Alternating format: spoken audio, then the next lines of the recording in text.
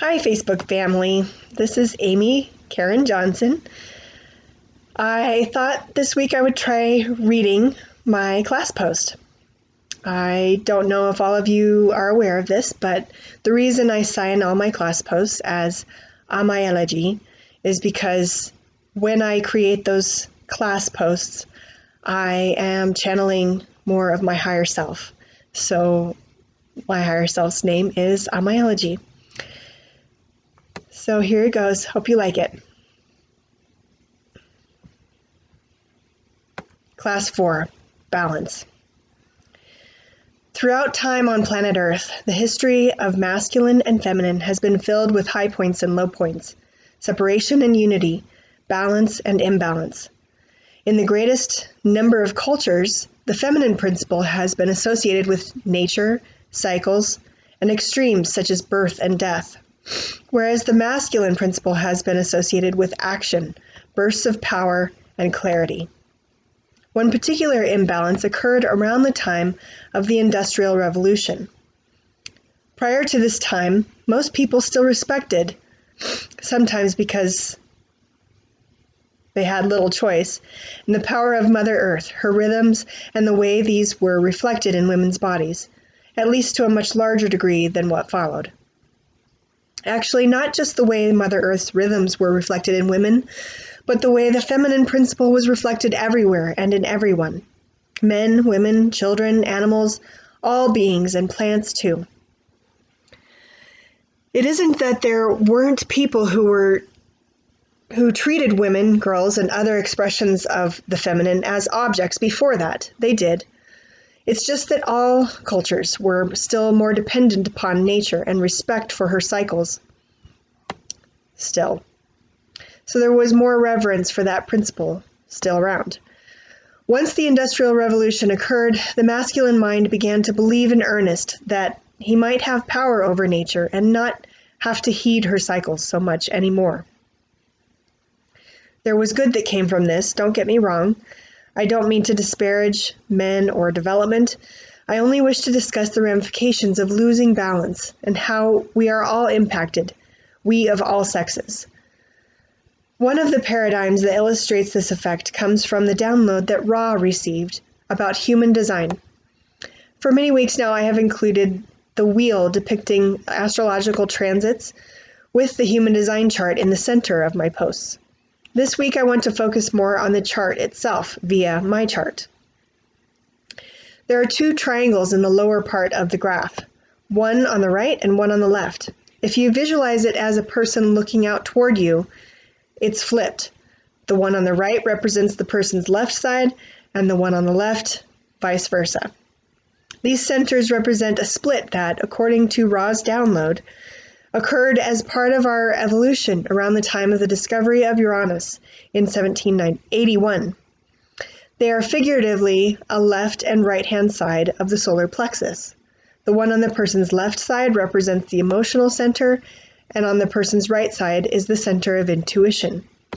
I believe both are physically still in the center of the body, and the graph is drawn in this way to illustrate the channels and connections.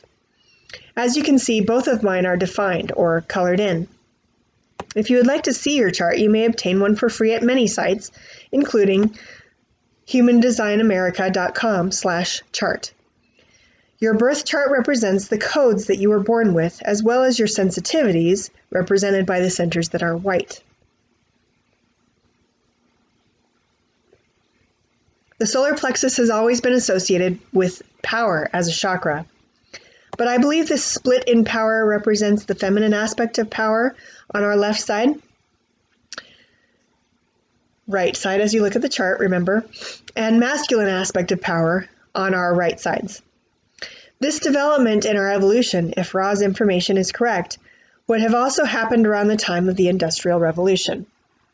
At this time, society at large held productivity, action, and bursts of brilliance in high esteem, while emotions, cycles, and interruptions to industry were seen as weaknesses to be dominated, controlled, and minimized. Those women who prospered from that time through the next 200 years essentially did so on men's terms, or by becoming more masculine in character. Again, according to Ra's information, there is another evolutionary leap beginning to occur now, and it has everything to do with the feminine aspect of power and bringing things back into balance. It will allow us to be different and shine in our own unique way rather than constantly having to try to be like others. This won't mean that we can't or won't still work together. On the contrary, once we appreciate everyone's individual gifts more, we will recognize better what each person brings to the table when we collaborate. We will embrace rest more. We won't feel the need to be on all the time, though we can if we want to.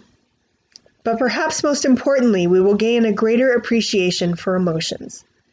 There are no bad emotions in truth.